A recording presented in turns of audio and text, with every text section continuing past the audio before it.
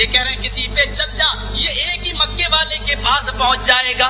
ایک کہہ رہا ہے زبان سے نیت زور سے کرو، نیت کرتا ہوں 2 رکعت نماز سنت واسطے اللہ کے منہ میرا قبلہ شریف کی طرف۔ دوسرا کہہ رہا ہے زبان سے زور سے نیت کرنا بدعت۔ یہ چاروں اماموں کے فتوے بتا رہا ہوں، ایک کہہ رہا جائز، دوسرا کہہ رہا بدعت۔ راستے الگ الگ ہیں، پھر بھی ہمارے مفتی ہمارے مولوی چلا رہے ہیں کسی بھی ٹگر کو پکڑ لے تو وہی پہنچے گا جو سڑک مکے پہ جا رہی ہے۔ غور تو کرو میرے پیارے ساتھیو، آج حالات کتنے ناگفتہ ہیں، پھر بھی کہہ رہے ہیں کہ راستے الگ الگ، پہنچو گے وہی، راستہ ہی الگ ہے۔ اور یہ تمہیں نیپال لے جا رہا ہے لیکن تم کہہ رہے ہو کہ نہیں پہنچو گے مکہ، یہ کیسے ہو سکتا ہے؟ ہمیں دور سے دکھائی دے رہا ہے کہ یہ راستہ مکے کا راستہ نہیں ہے، پھر بھی زبردستی ڈھکیلے جا رہے ہو، زبردستی ہم کو کہہ رہے ہو، زبردستی میرے پلین کا اور موٹر سائیکل کا پیٹرول خرچ کرانے پہ لگے ہوئے ہو۔ میرے پیارے بھائیو، 1400 سال پیچھے کی طرف چلا جا، ہم سے کہتے ہیں، میں تمہیں بتاتا ہوں راجہ بھوج نے کیا بات کہی۔ وشنو یش آپ کے پتا کا نام یہ میری کتابوں میں بھی لکھا ہوا ہے، آپ کی ماں کا نام کیا تھا؟ آپ نے کہا سومتی، پرادروا سومتی تھا، سندر متی، سوبھاؤ والی، امن والی، شانتی والی، سندر امن شانتی والی۔ اللہ کے نبی کی ماں کا نام آمینہ تھا، امن والی، شانتی والی، امن و امان والی، شانتی والی۔ دیکھیے نام ایک، معنی ایک، لینگویج الگ الگ ہے، عربی اور سنسکرت کا انتر ہے۔ ہندو بھائیوں کا بھی وہ رسول تھا محمد نراشن سے۔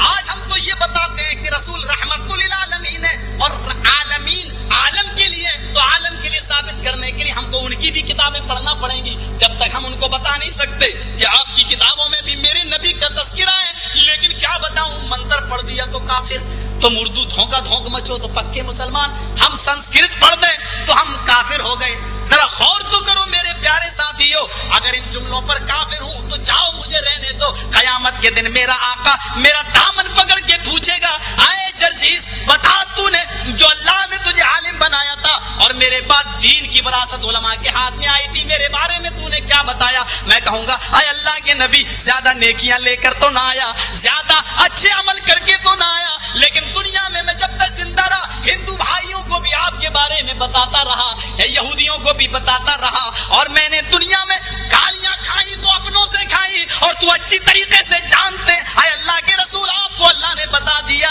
کہ آپ اچھی طریقے سے، آپ کو معلوم ہے کہ اللہ کے نبی صلی اللہ علیہ وسلم آپ کے لیے میں نے گالیاں کھائی ہیں، مجھے کوئی زمین کا جھگڑا ان سے نہ تھا، جائیداد کا جھگڑا نہ تھا، کوئی ماں بہن اور بیٹی کا اور شادی کا کوئی مسئلہ میرے بھائیوں سے نہ تھا، یہ گالیاں بھی میں نے دنیا میں کھائی تو آپ کے لیے، رب کے لیے اگر اللہ تعالیٰ سے میری سفارش کرا سکتے جرم میں تو کرا دیجئے، شاید میری نمازیں میرے روزے تو مجھے جنت میں نہ لے جا سکے، لیکن تمہاری زبان کی دی ہوئی گالیاں میری نجات کا ذریعہ بن جائیں۔ کتنے شیریں ہیں لب تیرے کے رقیب میں گالیاں کھا کے بے مزہ نہ ہوا۔ راجہ بھوج جب وہاں سے چلے تو کہنے لگے کہ میں بھارت میں جا رہا ہوں، اے محمد صاحب مجھے کچھ نصیحت کر دیجئے کہ میں بھارت میں جانے کے بعد لوگوں کو کیا بتاؤں۔ تب محمد صاحب جواب دیتے ہیں کہ راجہ بھوج جب بھارت میں پہنچو تو میرا ایک قافلہ، میرا ایک گروہ بھارت میں تبلیغ کے لیے آئے گا، دھرم پرچار کے لیے آئے گا، میں تو بھارت نہیں جا سکوں گا، میرے انویائی میرے صحابہ بھارت میں آئیں گے، میرے صحابیوں کی پہچان یہ ہوگی، جب یہ لوگ پہنچے تو اپنے ہندوستانیوں سے، بھارتیہ لوگوں سے، باشندوں سے اتنا کہہ دینا کہ ان کی یہ پیشین، ان کی علامتیں اور چہن دیکھ کر ان پر ایمان لے آنا۔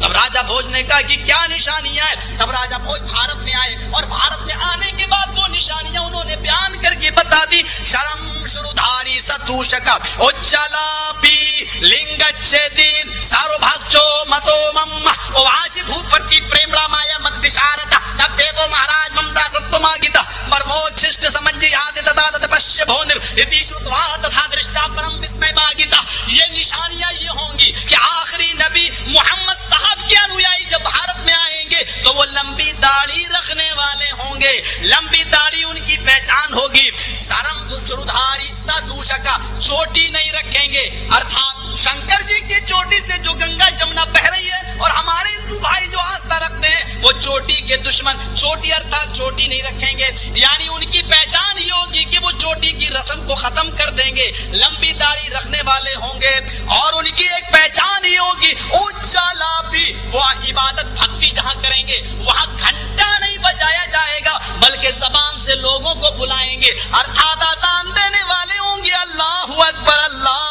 اکبر آلاپ کریں گے. آلاپ زبان سے کرنے کو ہوتا ہے, اور وہ جو آلاپ کریں گے زبان سے جو وہ چیخیں گے چلائیں گے, وہ منتر بھی ان کے یہ ہوں گے.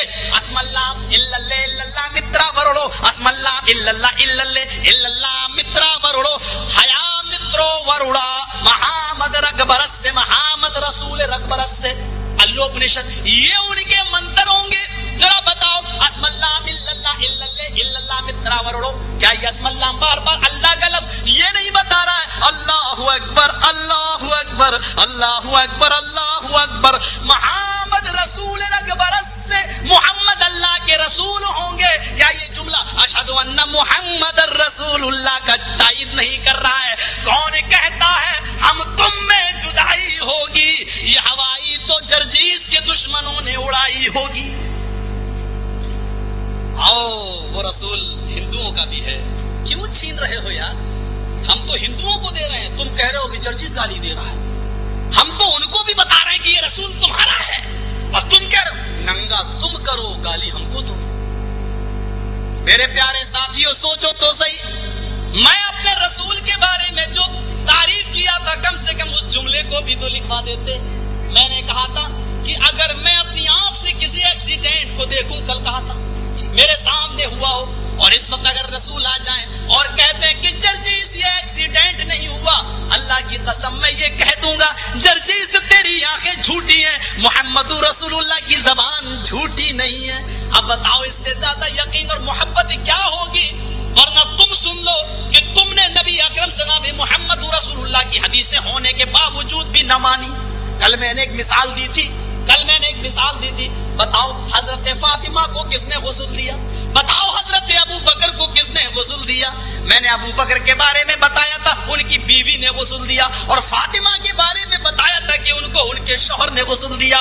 بتاؤ, اور رسول سے محبت کے دعوے داروں, اگر علی اپنی بیوی کو غسل دے سکتے ہیں تو آپ کے یہاں یہ مسئلہ ناجائز کیوں لکھا گیا ہے؟ مجھے صرف اتنا بتا دو, اور محبت کے ٹھیکیداروں, اور محبت کی جھوٹی قسمیں کھانے والوں, اور جھوٹی محبت جتانے والوں, مجھے یہ بتا دو کہ ابو بکر کو جب ان کی بیوی غسل دے سکتی ہے تو تمہارے یہاں نکاح انتقال کے بعد ٹوٹ کیوں جاتا ہے؟ باپ بیٹے کا رشتہ ختم نہ ہو, بھائی بہن کا رشتہ ختم نہ ہو, پھر میاں بیوی میں ایسی کون سی جدائی ہو جاتی ہے جو نکاح فوراً انتقال کے بعد ٹوٹ جاتا ہے؟ عورت کو شوہر کی لاش تک دیکھنے نہیں دی جاتی ہے, نہ شوہر کو بیوی تک کا چہرہ دیکھنے دیا جاتا ہے, پھر بھی دعویٰ ہے کہ محبت ہم کو رسول سے ہے. ہاں, غسل تو آج ہمارے یہاں پر بھی نہیں دے رہا شوہر بیوی کو, بیوی شوہر کو, لیکن کم سے کم جائز تو مانتے ہیں. یہ تو مانتے ہیں کہ اگر کوئی دینا چاہے تو دے سکتا ہے. تم تو اس کو بالکل حرام کہتے ہو, نکاح ٹوٹ گیا مانتے ہو, اور تم شوہر بیوی کے جسم کو غسل لگانے کو بھی ناجائز مانتے ہو. اب بتاؤ میرے بھائیو, ابو بکر کو ان کی بیوی کا ہاتھ لگانا جائز تھا یا ناجائز؟ حضرت علی کا اپنی بیوی کو ہاتھ لگانا جائز تھا یا ناجائز؟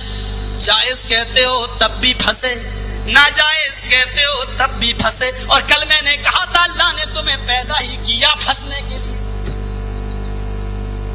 جائز کہہ کے دیکھو, تو کیوں نہیں کہتا؟ ناجائز کہہ کے دیکھتے ہو تو بتاؤ ابو بکر کا نعوذ باللہ اس گناہ پر کوئی عذاب ملے گا؟ نہیں, انہوں نے کیا وہ صحیح تھا, ہم کریں تو غلط ہے. تو شریعت کس کو کہتے ہیں؟ جو نبی نے کیا وہ کرنا چاہیے نا, وہی تو شریعت ہے. جو صحابہ نے کیا وہی تو شریعت ہے.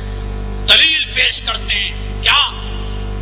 تمسکوا بہا, وہ خلفائے راشدین کی سنت کو مضبوطی سے پکڑ لو. بتاؤ ابو بکر خلیفہ تھے یا نہیں؟ اچھا, حضرت عمر فاروق نے 20 رکعت تراویح نافذ کرائی تھی, چلو میں نے مان لیا. تم تو اس کو بہت جلدی دلیل بناتے ہو. ٹھیک, حضرت عمر فاروق نے عورتوں کو مسجد میں جانے سے روک دیا تھا, خلیفہ تھے. ٹھیک ہے, میں آپ سے پوچھنا چاہتا ہوں, اگر ان کا کوئی اجتہادی